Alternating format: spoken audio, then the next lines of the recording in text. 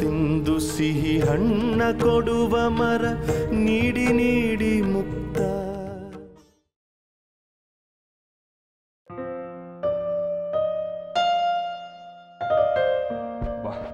ಸದ್ಯ CSP sir ಬಂದಿಲ್ಲ. ಅಪ್ಪ CSP ಸರ್ ಬೆಳಗ್ಗೆನೆ ಬಂದ್ರಪ್ಪ. ಈಗ ಸ್ವಲ್ಪ ಹೊತ್ತಲ್ಲಿ ಡಿಟೆಕ್ಟಿವ್ ಆರಾಧ್ಯ ಅವ್ರನ್ನ ನೋಡಬೇಕು ಅಂತ ಹೋಗಿದ್ದಾರೆ ಅಷ್ಟೆ. ಹೌದು, CSP ಸರ್ ಅನ್ಕೊಂಡ್ರೆ ನಿಂಗೆ ಅಷ್ಟೊಂದು ಭಯ ಇರೋದಾದ್ರೆ ಆಫೀಸಿಗೆ ಲೇಟಾಗಿ ಯಾಕೆ ಬರಬೇಕು? ಆಫೀಸಿಗೆ ಲೇಟಾಗಿ ಬರೋದು ಯಾಕೆ, ಆಮೇಲೆ ಹೀಗೆ ಹೆದರ್ಕೊಳ್ಳೋದು ಯಾಕೆ? ಸಾಕು ಸುಮ್ಮನೆ ಶಾರದಮ್ಮ, ನಾನು ಲೇಟಾಗಾದರೂ ಆಫೀಸಿಗೆ ಬರ್ತೀನಿ, ಆದರೆ ಬರ್ತೀನಿ. ನೀವು ಆಫೀಸಿಗೆ ಬರೋದೇ ಇಲ್ವಲ್ಲ? ಓಹೋ ಸಾಕು ಸುಮ್ಮನಿರೋ. ನನಗಾದ್ರೆ ಮನೆ ಸಂಸಾರ ಅಂತೆಲ್ಲ ಇದೆ. ಮನೇಲಿ ಅಡುಗೆ ಕೆಲಸ, ತಿಂಡಿ ಕೆಲಸ ಎಲ್ಲ ಮಾಡಿ ಮುಗಿಸ್ಬೇಕಾದ್ರೆ ಲೇಟ್ ಆಗತ್ತಪ್ಪ.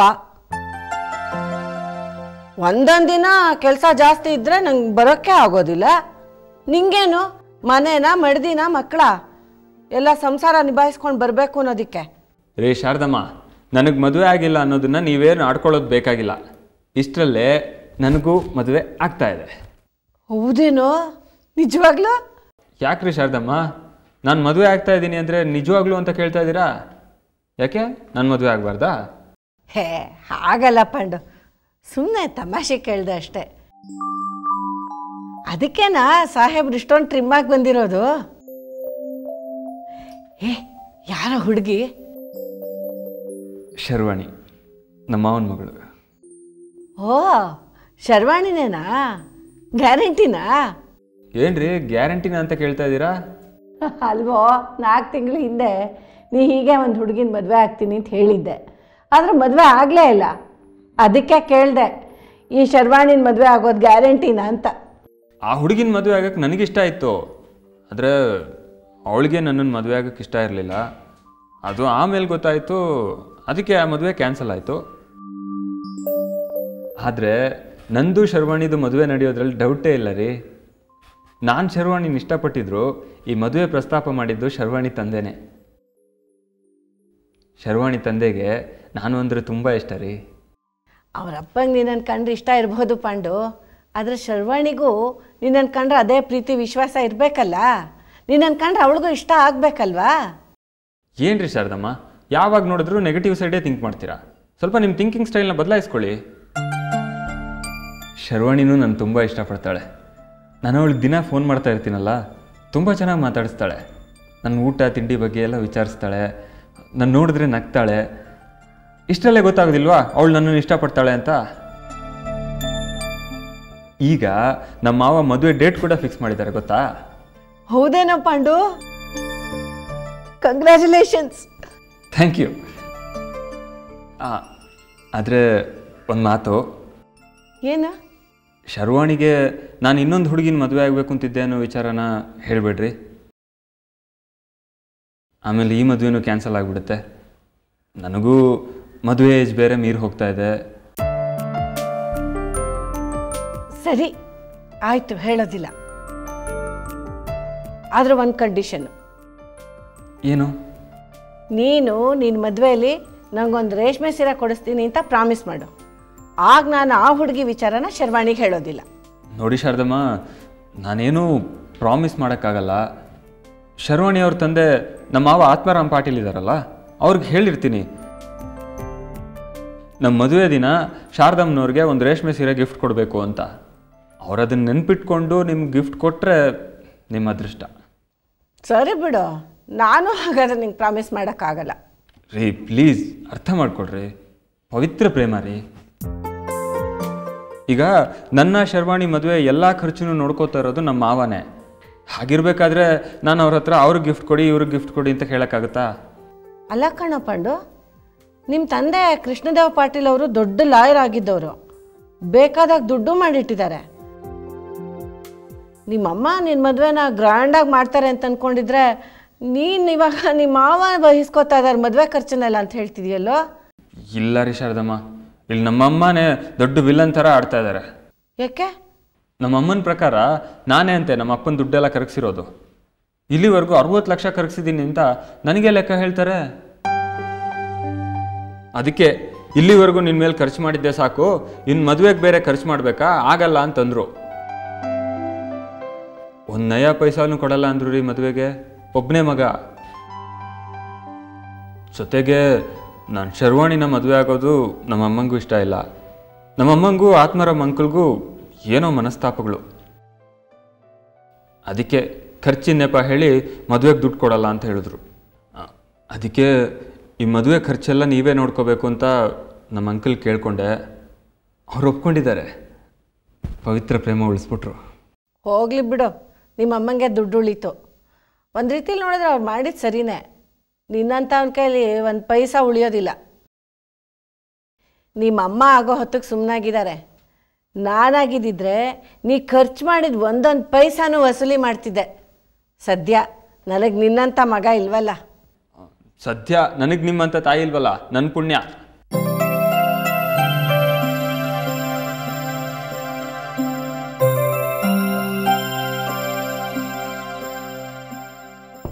ಪಾಂಡು, ಅರೆ ಮಾವ ಬನ್ನಿ ಕೂತ್ಕೊಳ್ಳಿ. ಹಾಂ, ಚೆನ್ನಾಗಿದ್ದೀರಮ್ಮ? ಚೆನ್ನಾಗಿದ್ದೀನಿ, ನಮಸ್ಕಾರ. ಕೂತ್ಕೊಳ್ಳಿ. ಇಲ್ಲೇ ನಿಮ್ಮ ಆಫೀಸ್ ಹತ್ರ ಸ್ವಲ್ಪ ಕೆಲಸ ಇತ್ತು, ಹಾಗೆ ನೀನು ನೋಡ್ಕೊಂಡು ಹೋಗೋಣ ಅಂತ ಬಂದೆ ಪಾಂಡು. ಒಳ್ಳೇದಾಯ್ತು ಮಾವ. ಪಾಂಡು, CSP ಸಾಹೇಬ್ರು ಇವತ್ತು ಆಫೀಸ್ಗೆ ಬಂದಿಲ್ಲ ತಾನೇ? ಇಲ್ಲ, ಬಂದಿದ್ರು ಆಫೀಸ್ಗೆ. ಎಲ್ಲೋ ಹೊರಗಡೆ ಹೋಗಿದ್ದಾರೆ ಕೆಲಸದ ಮೇಲೆ. ಅವ್ರು ಬರೋದು ಇನ್ನೂ ಸಾಕಷ್ಟು ಸಮಯ ಇದೆಯಾ? ಇಲ್ಲ, ಬರೋದು ತುಂಬ ಲೇಟ್ ಆಗುತ್ತೆ.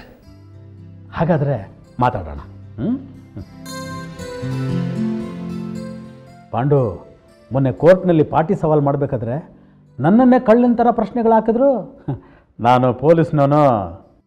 ಅಯ್ಯೋ, ಅವ್ರು ಹಾಗೆ ಬಿಡಿ. ಮಾವ, ಶರ್ವಾಣಿ ಹೇಗಿದ್ದಾಳೆ ಮಾವ? ನನಗಿಂತಲೂ ನಿನಗೆ ಚೆನ್ನಾಗಿ ಗೊತ್ತು. ನೀವಿಬ್ಬರೇ ಫೋನ್ನಲ್ಲಿ ಹೆಚ್ಚು ಕಾಲ ಕಳೀತಾ ಇರ್ತೀರಾ.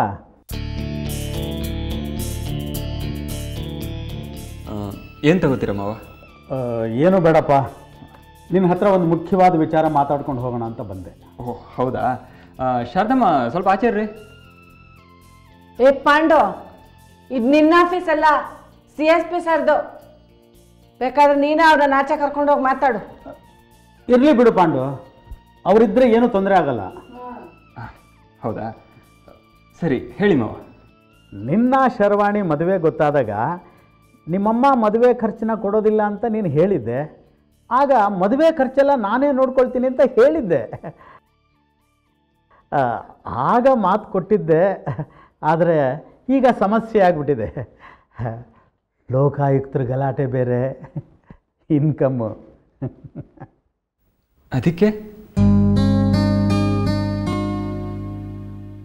ಪಾಂಡು, ಹಳ್ಳಿಲಿರೋ ಸೈಟ್ ಮಾರಿದೆ, ಜೊತೆಗೆ ಸ್ನೇಹಿತರ ಹತ್ರ ಸಾಲ ಮಾಡಿದೆ. ಎಲ್ಲ ಸೇರಿ ಒಂದು 5 ಲಕ್ಷ ಹೊಂದಿಸಿದ್ದೀನಪ್ಪ ನಿನ್ನ ಮದುವೆಗೆ.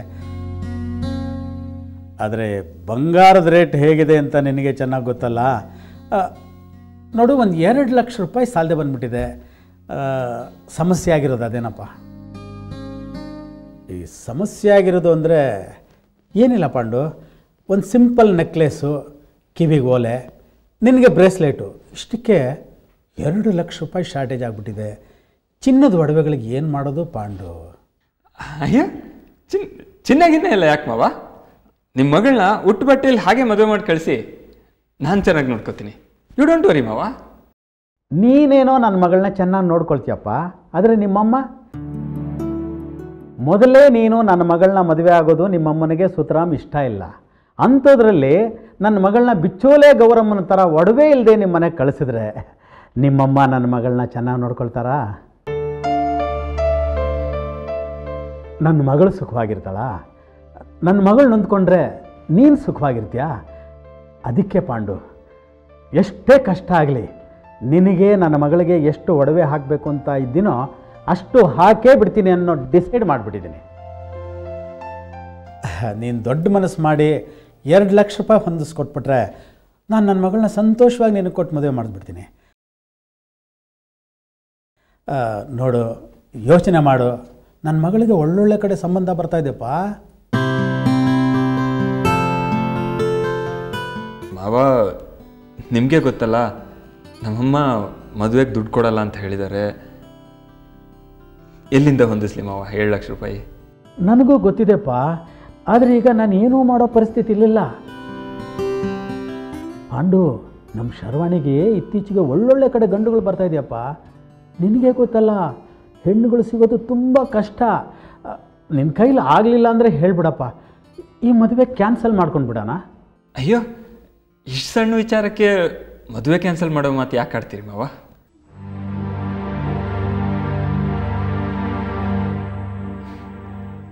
ಆಯಿತು, ಚಿನ್ನದ್ದೇನಾಗುತ್ತೋ ಅದನ್ನೆಲ್ಲ ನಾನು ನೋಡ್ಕೋತೀನಿ ಮಾವ.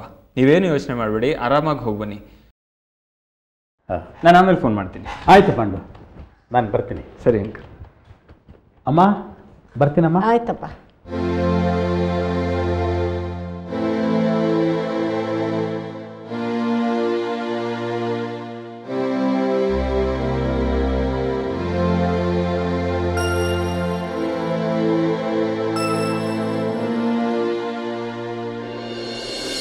ಇದ್ದ ದಿನ ತುಂಬಾ ಗಾಬರಿ ಆಗಿತ್ತು. ನಮಗೆ ಬೇರೆ ಇಲ್ಲಿ ಯಾರೂ ಪರಿಚಯದವ್ರು ಇರಲಿಲ್ಲ. ಏನು ಮಾಡಬೇಕು, ಎಲ್ಲಿ ಹೋಗಬೇಕು ಅಂತಲೇ ಗೊತ್ತಾಗ್ತಿರ್ಲಿಲ್ಲ. ತುಂಬ ಟೆನ್ಷನ್ ಆಗಿತ್ತು.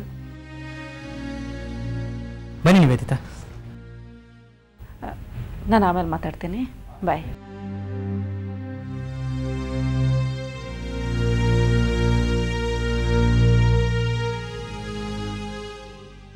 ಬಾಮ್ಮ ನಿವೇದಿತಾ, ಕೂತ್ಕೊ. ಏನು ಇವತ್ತಿಬ್ಬರು ಇಷ್ಟು ಬೇಗ ಬಂದುಬಿಟ್ರಿ? ಮೀಟಿಂಗ್ ಇತ್ತಮ್ಮ ಆಫೀಸಲ್ಲಿ. ತುಂಬ ತಲೆನೋವ್ತಾ ಇತ್ತು, ಕಾನ್ಸಂಟ್ರೇಟೇ ಮಾಡೋಕ್ಕಾಗಲಿಲ್ಲ. ಅದಕ್ಕೆ ಡಾಕ್ಟ್ರ್ ಹತ್ರ ಹೋಗ್ಬಿಟ್ಟು ಬಂದ್ವಿ. ಹೌದಾ? ಆಸ್ಪತ್ರೆಯಿಂದ ಡಿಸ್ಚಾರ್ಜ್ ಆದಾಗಿಂದ ಸ್ವಲ್ಪ ತಲೆನೋವು ಬರ್ತಾಯಿತ್ತು. ಇವತ್ತು ಯಾಕೋ ತುಂಬ ಜಾಸ್ತಿನೇ ಆಗೋಯ್ತಮ್ಮ. ಅದಕ್ಕೆ ಮೀಟಿಂಗಲ್ಲೂ ಕಾನ್ಸಂಟ್ರೇಟೇ ಮಾಡೋಕ್ಕಾಗಲಿಲ್ಲ. ತುಂಬ ಹಿಂಸೆ ಆಗ್ತಾಯಿತ್ತು. ಹಿಂಸೆ ಆಗ್ತಾಯಿತ್ತಾ? ತಲೆನೋವು ಜಾಸ್ತಿ ಇತ್ತಾ? ಮತ್ತು ಯಾಕೋ ನನಗೆ ಹೇಳಲೇ ಇಲ್ಲ. ಮತ್ತು ತಲೆನೋವು ಆಗ್ತಿತ್ತು ಅಷ್ಟೇ. ನೀನು ಈ ಥರ ಗಾಬರಿ ಆಗ್ತೀಯ ಅಂತಲೇ ನಿನ್ನ ಹತ್ರ ಹೇಳಿರಲಿಲ್ಲ ನಾನು. ಆದರೆ ಒಂದು ತಪ್ಪು ಮಾಡಿದೆ. ಇವತ್ತು ಬಾಯಿ ತಪ್ಪಿ ನಿವೇದಿತಾ ಅವ್ರ ಹತ್ರ ಹೇಳಿಬಿಟ್ಟೆ.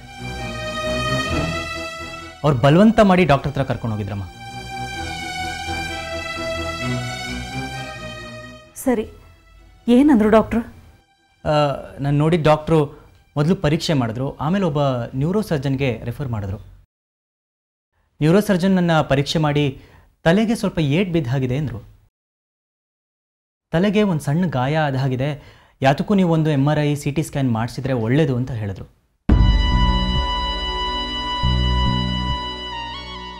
ಏನೋ ಇದು, ಒಂದಾದ್ಮೇಲೆ ಒಂದು ಕಷ್ಟಗಳು ಬರ್ತಾನೆ ಇದೆಯಲ್ಲೋ. ಅಮ್ಮ ಪ್ಲೀಸ್ ಸಮಾಧಾನ ಮಾಡ್ಕೊಳ್ಳಿ. ನಚಿಕೇತವ್ರಿಗೇನೂ ಆಗಿಲ್ಲ. ಅಮ್ಮ, ನಾನು ಹೇಳೋದನ್ನು ಸ್ವಲ್ಪ ಪೂರ್ತಿಯಾಗಿ ಕೇಳಮ್ಮ. ನೋಡು, ರಿಪೋರ್ಟ್ ಇಲ್ಲೇ ಇದೆ. MRI ಸ್ಕ್ಯಾನು CT ಸ್ಕ್ಯಾನು ಎಲ್ಲ ಮಾಡಿಸಿದ್ವಿ. ಆ ರಿಪೋರ್ಟಲ್ಲಿ ನನಗಂಥದ್ದೇನೂ ಆಗಿಲ್ಲ ಅಂತ ಬಂದಿದೆ ಅಮ್ಮ. ಡಾಕ್ಟ್ರು ಹೇಳಿದ್ರು ನಿಮಗೆ ಒಂದು ಸಿಂಪಲ್ ಕನ್ಕಷನ್ ಆಗಿದೆ ಅಂತ, ಅಷ್ಟೇ ಅಮ್ಮ. ಕನ್ಕಷನ? ಏನು ಹಾಗಂದ್ರೆ? ಅಂದರೆ ಮೈಲ್ಡಾಗಿ ಒಂದು ಬ್ರೈನ್ ಇಂಜುರಿ ಅಂತ.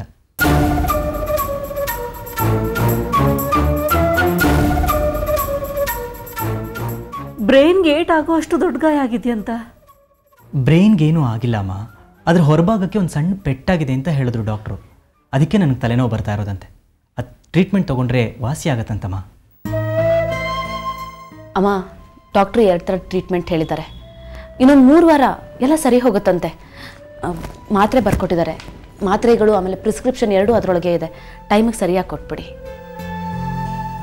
ಈ ಮಾತ್ರೆ ಜೊತೆಗೆ ಇನ್ನೊಂದು ಮುಖ್ಯವಾದ್ದು ಅಂದರೆ ರೆಸ್ಟ್. ಇವರು ಫಿಸಿಕಲ್ ಮೆಂಟಲ್ ಸ್ಟ್ರೆಸ್ ತಗೊಳ್ಳೋ ಹಾಗೇ ಇಲ್ಲ. ಅಂದಮೇಲೆ ಇನ್ನು ಚಾನಲ್ ವಿಚಾರ ನನಗೆ ಬಿಟ್ಬಿಡಿ, ಅದ್ರ ಬಗ್ಗೆ ಯೋಚನೆ ಮಾಡಬೇಡಿ, ಆಯ್ತಾ? ಯೋಚನೆ ಮಾಡಬೇಡಿ ಅಂದರೆ ಹೇಗೆ ನಿವೇದಿತಾ? ರೆಸ್ಟ್ ತಗೋಬೇಕು ಅಂತ ಹೇಳಿದ್ಮೇಲೆ ಮುಗ್ದೋಯ್ತು ಕಣೋ, ಮತ್ತಿನ್ನೇನು ಚರ್ಚೆ? ಆಯ್ತಮ್ಮ, ರೆಸ್ಟ್ ತಗೋತೀನಿ. ನಿವೇದಿತಾ ಅವರೇ, ಚಾನಲಲ್ಲಿ ಏನು ನಡೀತಾ ಇದೆ ಅಂತ ಅಟ್ಲೀಸ್ಟ್ ನಂಗೆ ದಿವಸ ಒಂದು ಮೇಲ್ ಕಳಿಸ್ತಾರೆ ಪ್ಲೀಸ್. ಮೇಲ್ ಯಾಕೆ ನಚಿಕೇತವ್ರೆ, ನಾನೇ ಖುದ್ದಾಗಿ ಬಂದು ಹೇಳ್ತೀನಿ. Okay? Oh, that so nice of you. Thank you Nivedita. ಏಟ್ ಬಿದ್ದಿರೋದು ಹೇಗಂತೆ? ನ್ಯೂರೋ ಸರ್ಜನ್ ಹೇಳೋ ಪ್ರಕಾರ ನನಗೆ ಈ ಏಟ್ ಬಿದ್ದಿರೋದು ಯಾವುದೋ ಒಂದು ಬಲವಾದ ಪೆಟ್ಟು ಬಿದ್ದಿರೋದ್ರಿಂದ ಅಂತೆ. ಬಲವಾದ ಪೆಟ್ಟು ಅಂದರೆ ಮೊನ್ನೆ ನನಗೆ ಆ ರೌಡಿಗಳು ಹೊಡೆದ್ರಲ್ಲ, ಅವಾಗ ಆಗಿರ್ಬೋದಮ್ಮ. ಏನು ತಪ್ಪು ಮಾಡದೇ ಇರೋನ್ಗೆ ಇದೆಂಥ ಶಿಕ್ಷೆ? ಸಮಾಧಾನ ಮಾಡ್ಕೊಳ್ಳಿಮ್ಮ, ಏನೂ ಆಗೋದಿಲ್ಲ. ನಾನು ಬರ್ತೀನಿ ನಚಿಕೇತ್. ಅಮ್ಮ ಬರ್ತೀನಿ. ಒಂದು ನಿಮಿಷ ನಿವೇದಿತಾ, ಒಂದು ವಿಷಯ ಹೇಳ್ತೀನಿ, ಬೇಜಾರು ಮಾಡ್ಕೋಬೇಡ. ಹೇಳಿಮ್ಮ. ನಿನ್ನ ಹಸ್ಬೆಂಡ್ ದೇವಾನಂದ ಸ್ವಾಮಿಯವರು ನೀನು ನಚಿಕೇತ್ ಇಬ್ಬರು ಸೇರಿಕೊಂಡು ಚಾನಲ್ ಓಪನ್ ಮಾಡಿದ್ದೀರಾ. ನೀವಿಬ್ಬರು ತುಂಬ ಕ್ಲೋಸ್ ಆಗಿದ್ದೀರಾ ಅನ್ನೋ ಕಾರಣಕ್ಕೆ ನನ್ನ ಮಗನ ಮೇಲೆ ಹಲ್ಲೆ ಮಾಡಿದ್ದಾರೆ.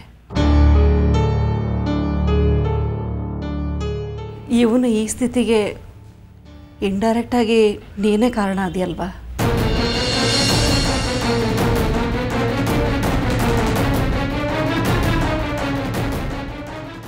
ಏನು ಮಾತಾಡ್ತಾ ಇದೀಯ ನೀನು? ಇದರಲ್ಲಿ ನಿವೇದಿತ ಅವ್ರದ್ದು ಏನು ತಪ್ಪಿದೆ? ಪಾಪ ಅವ್ರನ್ನ ಯಾಕಂತ ಇದೆಯಾ ನೀನು? ನಚಿಕೇತ್, ನಿಮ್ಮ ತಾಯಿ ಹೇಳ್ತಿರೋದ್ರಲ್ಲೂ ತಪ್ಪಿಲ್ಲ.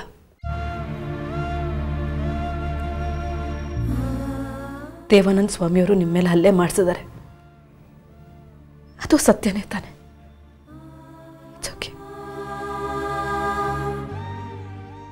ನಿನ್ಗೊಂದು ರಿಕ್ವೆಸ್ಟ್ ನಿವೇದಿತಾ, ನನ್ನ ಮಗ ಹುಷಾರಾಗಿರ್ಬೇಕು ಅಂದರೆ ನೀನು ಇವನ ಜೊತೆ ಕಾಣಿಸ್ಕೋಬಾರ್ದು.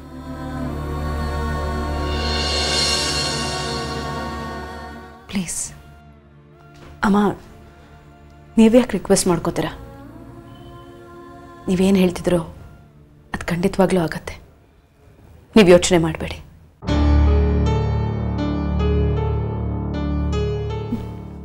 ನಾನು ಬರ್ತೀನಿ.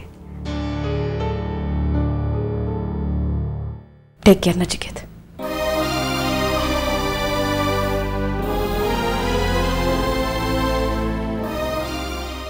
ಏನಮ್ಮ ನೀನು? ನೀನು ಸುಮ್ಮನೆ ಇರೋ. ತಾಯಿ ಸಂಕಟ ನಿನಗೆ ಗೊತ್ತಾಗಬೇಕು.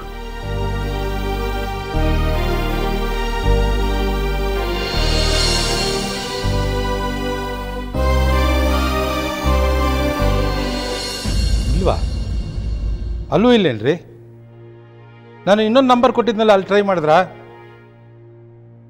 ಟ್ರೈ ಮಾಡ್ರಿ. ಇಲ್ವಾ? ಸರಿ ಬಿಡಿ, ಓಕೆ. ಇಲ್ಲ ಸರ್, ತಿಮ್ಮೇಶ್ ಕೊಟ್ರು ಮನೆಗೂ ಹೋಗಿಲ್ಲ ಅವರು. ಯಾಕೆ ಗೋವಿಂದಪ್ಪ ಈ ರೀತಿ ಅವಾಯ್ಡ್ ಮಾಡ್ತಾ ಇದ್ದಾರೆ? ನಾನು ಅಂದರೆ ಪ್ರಾಣ ಬಿಡ್ತಾ ಇದ್ರು. ಸರ್, ನನಗೊಂದು ಇನ್ಫಾರ್ಮೇಷನ್ ಬಂತು, ಆದರೆ ಈ ವಿಷಯನ ನಾನು ನಿಮ್ಗೆ ಹೇಳಿದೆ ಅಂತ ಯಾರಿಗೂ ಗೊತ್ತಾಗಬಾರ್ದು. ಮೊನ್ನೆ ತನಕ ನನ್ನ ಆಫೀಸ್ನಲ್ಲಿ ಸೆಕ್ಯೂರಿಟಿ ಡ್ಯೂಟಿ ಮಾಡ್ತಿದ್ದಿದ್ದು ಒಬ್ಬ ಪಿ ಸಿ ಈಗ ಚೀಫ್ ಮಿನಿಸ್ಟ್ರ್ ಮನೇಲಿ ಸೆಕ್ಯೂರಿಟಿ ಡ್ಯೂಟಿ ಮಾಡ್ತಾ ಇದ್ದಾನೆ. ಮೊನ್ನೆ ಶುಕ್ರವಾರ ಬೆಳಗಿನ ಜಾವ 4 ಗಂಟೆ ವೇಳೆಗೆ MLA ಗೋವಿಂದಪ್ಪ ಅವರು ಚೀಫ್ ಮಿನಿಸ್ಟ್ರ್ ಮನೆಗೆ ಹೋಗಿದ್ರಂತೆ. ಅವ್ರನ್ನ ಅಷ್ಟೊತ್ತಲ್ಲಿ ಎಬ್ಸಿದ್ರಂತೆ.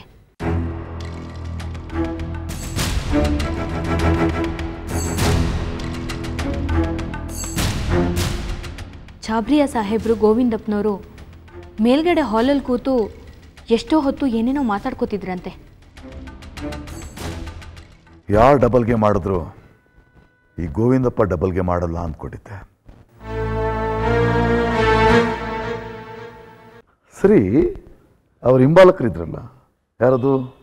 ಕೇಶವ ಕಾಕಟೆ ಮತ್ತು ಭಜನೆ ಅನ್ಮೇಶ್, ಅವರಿಬ್ಬರು ಏನು ಹೇಳ್ತಾರೆ? ಏನು ಡೌಟಲ್ಲೇ ಮಾತಾಡ್ತಾರೆ ಸರ್ ಎಲ್ಲ.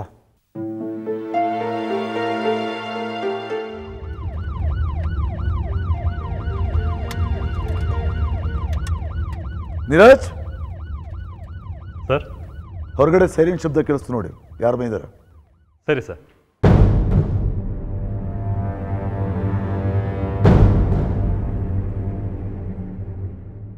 ಸರ್, ಚೀಫ್ ಮಿನಿಸ್ಟ್ರು ಮತ್ತು ಶಿವದಾಸ್ ಸಾಹೇಬರು ಕೆಲವು MLAಗಳು ಬರ್ತಾರೆ ಸರ್.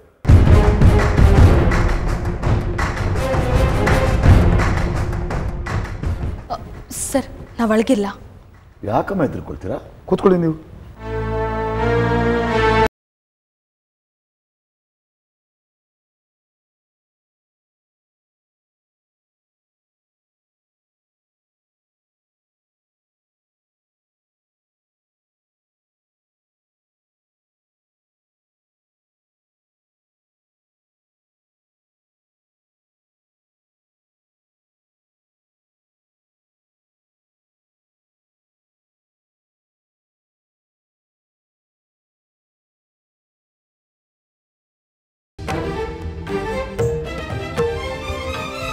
ಭೂಮೊಗವಾಡದ ಇರಿಯುವ ಮುಳ್ಳೆ ಎಲ್ಲಿ